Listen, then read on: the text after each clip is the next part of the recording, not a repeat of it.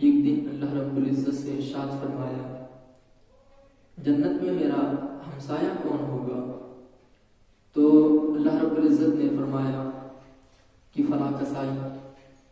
اللہ کے نبی حضرت موسیٰ علیہ السلام وہ کسائی کی تلاش میں تشریف لے گئے اور یہ بات ظاہر نہیں کیا کہ میں اللہ کا نبی حضرت موسیٰ علیہ السلام ہوں۔ کسائی کے گھر تک تشریف فرمائے اور مہمان بنے۔ جب کسائی گھر پر پہنچا تو یہ نہیں کیا کہ نظریں چرا کے دوسرے پیچھے والے حجرے میں چلے گئے۔ آج عموماً ہم لوگوں کا حال ہے کہ جب ہم گھر جاتے ہیں تو نظریں چرا کے پیچھے پورے زیورات کو لے کر پیچھے کے حجرے میں چلے جاتے ہیں۔ میں یہ نہیں کہتا کہ بیوی کی خدمت مت کرو، اس لیے کہ وہ جو آئی ہے تمہاری خاطر اپنی ماں باپ، اپنی سہیلی، اپنے آباء و اجداد کو چھوڑ کر صرف تمہاری خدمت برتانے کے لیے آئی ہے، تمہاری خدمت کرنے کے لیے آئی ہے، تو تمہیں چاہیے کہ بیوی کی خدمت کرو، لیکن جو مقدم رشتے ہیں اس کا بھی خیال رکھنا ضروری ہے۔ آج عموماً ہم لوگوں کا حال ہے یہ۔ تو وہ کسائی جب گھر پہنچے تو سب سے پہلے وہ یہ کیا کہ لکڑیاں جمع کی، اس کے بعد چولہے میں آگ لگائی اور ہانڈی رکھا، کھانا پکایا۔ کھانا پکانے کے بعد ایک کونے میں ایک کسائی کی بوڑھی ماں بیٹھی ہوئی تھی، اس کو نوالے توڑ توڑ کر کھانا کھلایا۔ کھلانے کے بعد جب کھانا سے فارغ ہو گئی بوڑھی ماں، ضعیف ماں، تو کچھ بول رہی تھی جو آواز صاف سنائی نہیں دیتی۔ تو حضرت موسیٰ علیہ السلام اس کسائی سے کہنے لگا، اے دوست یہ بوڑھی ماں کون ہے؟ وہ کسائی کہنے لگا، حضور یہ میری ماں ہے، میری بوڑھی ماں ہے۔ اور وہ پھر حضرت موسیٰ علیہ السلام ارشاد فرمائے کہ یہ کچھ کہہ رہی ہے جو آواز صاف سمجھ میں نہیں آتی۔ تو وہ کسائی کہنے لگا، صاحب ہنسی بھی آ رہی ہے کہ میری ماں یہ کہہ رہی ہے کہ جنت میں تم کو اللہ کے نبی حضرت موسیٰ علیہ السلام کا سایہ نصیب ہو، یہ دعا دے رہی ہے۔ دوست یہ کبھی ہو ہی نہیں سکتا، اس لیے کہ کہاں میں مجھ جیسے کسائی اور کہاں اللہ کا نبی حضرت موسیٰ علیہ السلام۔ تو حضرت موسیٰ علیہ السلام زیر لب مسکرائے اور عرض کرنے لگے، اے کسائی اے دوست میں تمہارے سامنے حاضر ہوں، میں ہی اللہ کا نبی حضرت موسیٰ علیہ السلام ہوں۔ تو دوست اللہ ماں کی محبت نبیوں تک پہنچا رہی ہے۔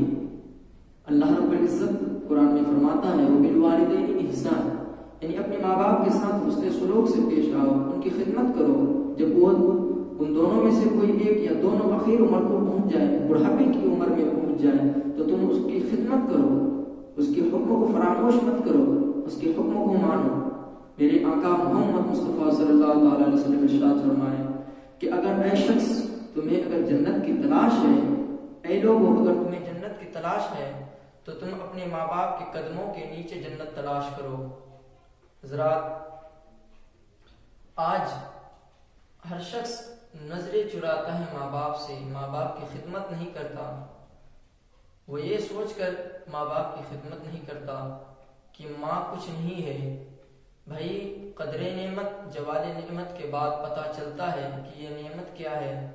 جب آج آپ کا بھی تعلق کسی دیہات سے ہے، میرا بھی تعلق کسی دیہات سے ہے، جب ہمارے گھروں میں لائٹ چلی جاتی ہے تو ہم کسی سایہ دار درخت کے پاس جا کے آرام کرتے ہیں، وہ اس وجہ سے کہ یہ جو درخت ہے یہ ہمیں ٹھنڈک پہنچاتی ہے۔ جب وہ پیڑ کاٹ لیا جائے، وہ درخت کاٹ دیا جائے، تب ہمیں تکلیف ہوتی ہے کہ یہ درخت رہتا تو کتنا اچھا ہوتا۔ تو قدر نعمت جوال نعمت کے بعد ہی پتہ چلتا ہے۔ حضرت بایزید بستامی رضی اللہ تعالی عنہ کہتے ہیں کہ اپنی ماں سے عرض کرتا ہے، ماں میں تم کو راضی کروں یا رب کو راضی کروں، اجازت ہو؟ تو ماں عرض کرتی ہے، بیٹا پتر جاؤ رب کو راضی کر لو۔ حضرت بایزید بستامی بیابان جنگل کی طرف چل پڑے، ذکر و فکر میں لگ گئے، نور کی چراغ کو روشن کرنے کے لیے 12 سال بتا دیے۔ ایک دن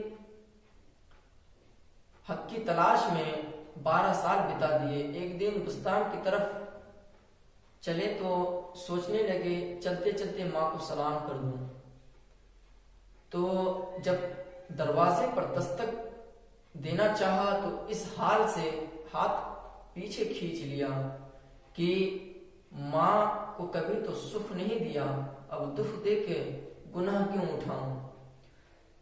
جب یہ حال ہوا تو پھر دروازے ہی میں ٹیک لگا کر بیٹھ گئے۔ رات کا پہر ہے، ماں وضو تہجد کے لیے اٹھی تو ایک نالا گھر کی طرف سے تھا، تو وہ نالے کی طرف سے پانی آ رہا تھا۔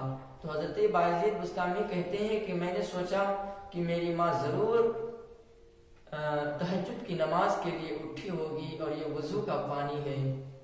تو حضرت بایزید بستامی پھر دستک دیتے ہیں دروازے پر، تو ماں کی آواز آتی ہے کہ بیٹا بایزید ابھی آئی۔ تو ماں دروازے کی دستک سنتے ہی پہچان لیتی ہے، آواز کو سن کر پہچان لیتی ہے کہ یہ کس بیٹے کی دستک ہے۔ ماں کی نگاہیں ہی رہتی ہے دروازے پر۔ تو جب دروازہ کھولے تو حضرت بایزید بستامی رضی اللہ تعالیٰ عنہ کی ماں کیا دیکھتے ہیں کہ بڑا گندا صورت، بکھرے ہوئے بال، دیکھ کے گھبرا جاتے ہیں۔ حضرت بایزید بستامی رضی اللہ تعالیٰ عنہ فرماتے ہیں کہ میری ماں کی چشمانداز سے آنکھوں سے موٹے موٹے آنسو بہنے لگے اور ہاتھ اٹھا کے عرض کرنے لگی، یا الہ العالمین، بایزید کو میں تیرے قرب حاصل کرنے کے لیے بھیجا تھا، ابھی تک یہ تیرا قرب حاصل نہیں کیا۔ حضرت بایزید بستامی کہتے ہیں کہ 12 سال کی ریاضتوں سے جو مجھے اللہ کا قرب نہیں ملا وہ ماں کے اٹھے ہوئے ہاتھوں سے مل گیا۔ پھر عرض کرتے ہیں، یا الہ العالمین، میں تجھے کہاں تلاش کرتا پھرا اور تو کہاں موجود ہے۔ تو ماں کی رضا اللہ کی رضا کے لیے دروازہ کھولتی ہے۔ اگر ماں راضی ہے تو خدا راضی ہے، ماں راضی نہیں تو کچھ نہیں۔ آج کچھ لوگ ماں کو چھوڑ کر اپنے پیروں کے پیر ٹانگے دباتے ہیں، پیروں کے پاس بیٹھے رہتے ہیں۔ بھائی سب سے پہلے تمہاری ماں ہے، ماں سب سے پہلا تمہارا مرشد ہے، ماں کی خدمت کرو تبھی تم کو جنت مل سکتی ہے۔ پھر جا کر کے پیر کامل کے صحبت اختیار کرنا، پھر دیکھنا کہ کیا ہوتا ہے۔ حضرات، ماں ہے تو کچھ نہیں، ماں ہے تو سب ہے، ماں نہیں تو کچھ نہیں۔ قدر نعمت جوال نعمت کے بعد ہی پتہ چلتا ہے۔ ایک شخص تھا، ان کے 3 بچے تھے، ایک لڑکا بر اعظم میں، دوسرا لڑکا دوسرے بر اعظم میں، اور جو چھوٹا لڑکا تھا وہ ماں باپ کی خدمت کیا کرتا تھا۔ تو ایک دن وہ لڑکے کے دوست آیا، آ کر کہنے لگا، بابا جی اس نکمے کو بھی کہیں بھیج دو، یہ نکما رہا ہی کس کام کا، گھر ہی میں بیٹھ کر کے ماں باپ کی خدمت کرتا ہے۔ تو بابا جی کہنے لگا، یہی میرا بیٹا جنتی ہے، اس لیے کہ وہ میری خدمت کرتا ہے۔ ماں باپ کی خدمت ہی میرے آقا نے فرمایا، ماں اگر تمہیں جنت کی تلاش ہے تو ماں کے قدموں کے نیچے جنت تلاش کرو۔ لیکن ماں باپ کو بھی چاہیے کہ بچے کو نافرمان نہ بنائیں۔ بچے اگر نافرمان ہو گئے تو اس کے پلے ہی رہے کیا۔